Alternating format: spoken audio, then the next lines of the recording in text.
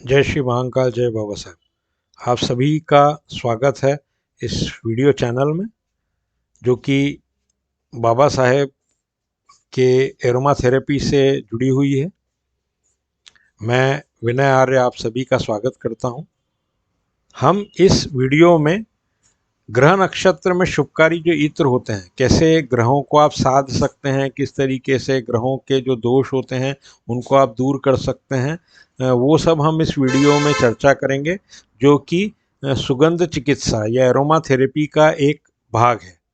इत्र एक ऐसा सुगंधित पदार्थ है जिसका इस्तेमाल प्राचीन काल से होता आया है, और इसके इस्तेमाल से कई धार्मिक, मनोवैज्ञानिक और सामाजिक महत्व भी हैं। लेकिन हम यहाँ इत्र के कुछ एस्ट्रो टिप बता रहे हैं, मतलब जो वैज्ञानिक रूप से सिद्ध हैं कि हॉरोस्कोप के जो डिफेक्ट्स होते हैं उसको कैसे अपन दूर कर सकते हैं। ध्यान रखें, कभी भी सेंट या इत्र लगाकर न सोएं, इससे पारलौकिक शक्तियाँ आकर्षित होती हैं। दिवाली के दिन पूजन के समय तेज सुगंध और इत्र का प्रयोग करें।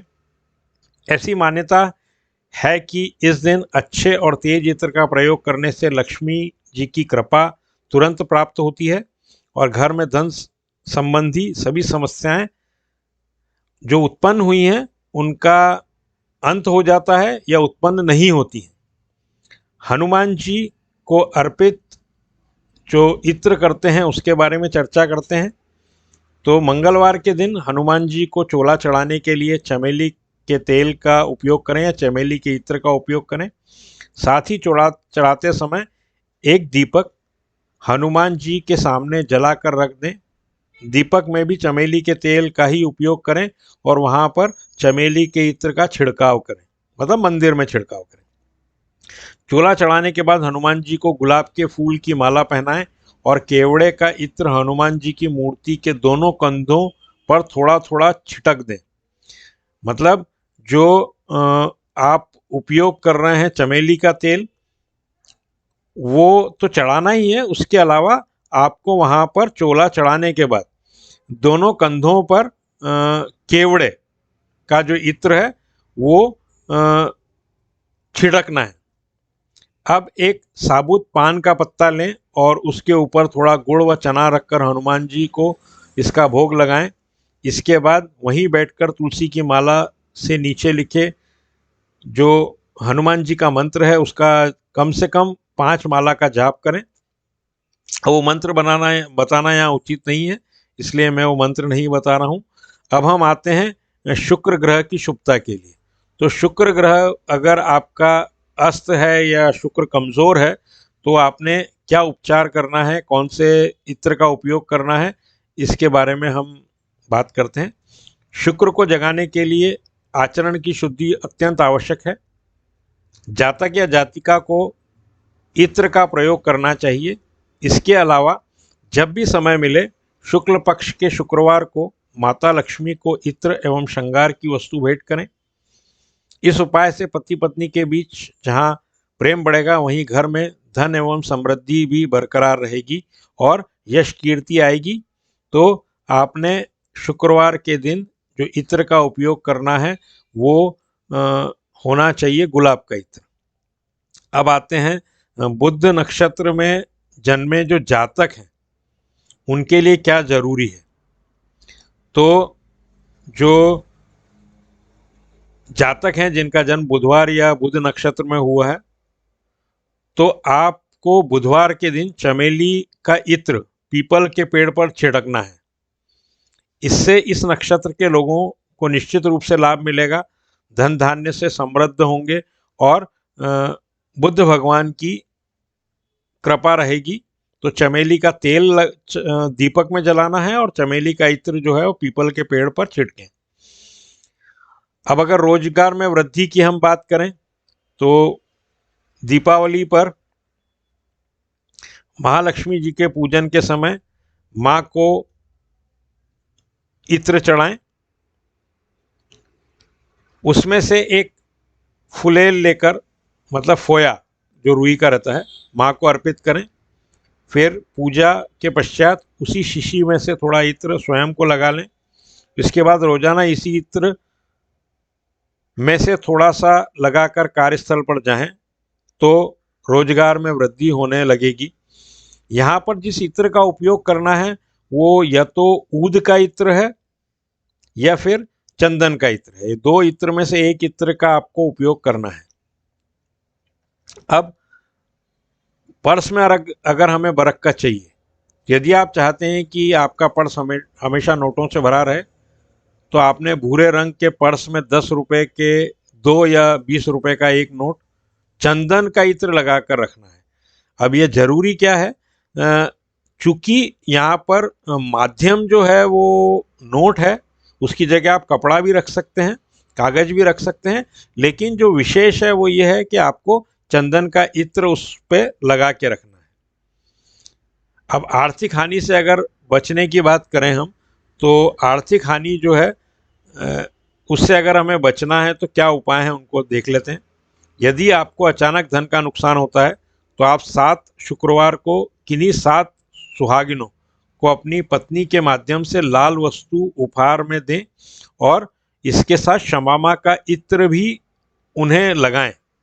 और यदि उपहार में शमामा का इत्र अगर हो तो उसका प्रयोग भी वे लोग करें तो आपको लाभ मिलेगा। ऑफिस में अगर आपको प्रभाव डालना है आपके बॉस पर या अपने सबॉर्डिनेट्स पे, तो क्या करना है उस उपाय को देखते हैं। यदि आप अपने ऑफिस में लोगों को प्रभाव डालना चाहते हैं तो आप मोगरा, रात रानी या चंदन का इस्तेमाल करें, तो सभी आपसे खुश रहेंगे, वो बॉस हो या सबॉर्डिनेट हो या आपके ग्राहक हो। देवताओं को प्रसन्न करने के लिए भी इत्रों का उपयोग किया जाता है। मंदिर में चंदन, कपूर, चंपा, गुलाब, केवड़ा, केसर और चमेली के इत्र का इस्तेमाल करने से देवी देवता आपसे प्रसन्न रहते हैं। अब यहाँ पर आपके दिमाग में प्रश्न आ सकता है कि ये अलग अलग इत्र क्यों बताएं। तो ये असल में जो अलग अलग राशियां हैं उसके हिसाब से इत्र हैं। तो उन राशियों के हिसाब से कौन से इत्र होते हैं उनके बारे में भी हम चर्चा करेंगे। अब प्रेम विवाह अगर करना है किसी को, ऐसी स्थिति बन गई है, तो उस स्थिति में क्या करना है, क्या उपाय है, उसके बारे में बात करते हैं। श्वेत वस्त्र धारण करके किसी भी देवस्थल पर लाल गुलाब व चमेली का इत्र अर्पित करें। प्रेम विवाह जो नहीं हो रहा है या रुका हुआ है उसमें लाभ होगा। अब राहु जो ग्रह है उसके उपयोग की बात करें तो जो राहु ग्रह है, राहु एक क्रूर ग्रह है। राहु केतु के बारे में आपने सुना होगा। तो अगर राहु की वजह से आपको या तो अंतर्दशा चल रही है या महादशा चल रही है या आपको कोई विघ्न आ रहा है, किसी ने आपको पत्रिका देख के बताया है, तो उसके लिए क्या आप इलाज कर सकते हैं उसके बारे में अपन चर्चा करते हैं। राहु की हरकतों को शांत करने के लिए जल में चंदन का इत्र डालकर उससे स्नान करें।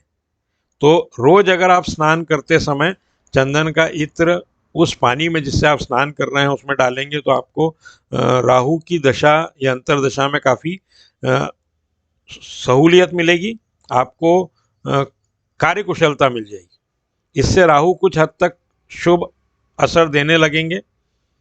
आपका बाथरूम और जो एरिया है एकदम साफ सुथरा होना चाहिए और उसका प्रभाव घर के अन्य किसी भी स्थान पर नहीं पड़ना चाहिए। तो इससे भी राहु जो अशुभ प्रभाव दे रहे हैं वो शुभ प्रभाव देने लगेंगे। सबसे अच्छा उपाय है कि आप नहाते समय जो जल है उसमें चंदन का इत्र डाल लें या फिर चंदन का इत्र आप रोज लगाएं तो वो भी आपके लिए काफ़ी शुभदायक होगा। तो आप सभी लोगों को का धन्यवाद जो आपने इसको सुना।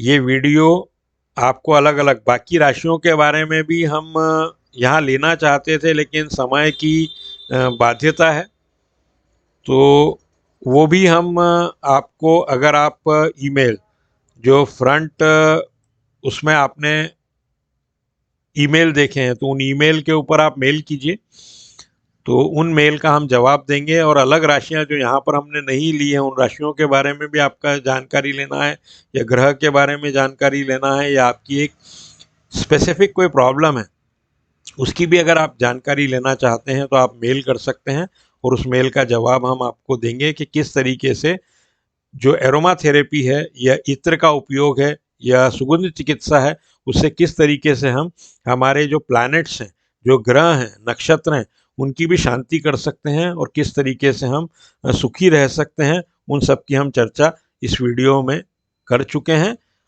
तो आपके जो भी प्रश्न हो उनको आप मेल कीजिए, हम उसका जवाब देंगे। बहुत बहुत धन्यवाद आपका इस वीडियो को देखने के लिए।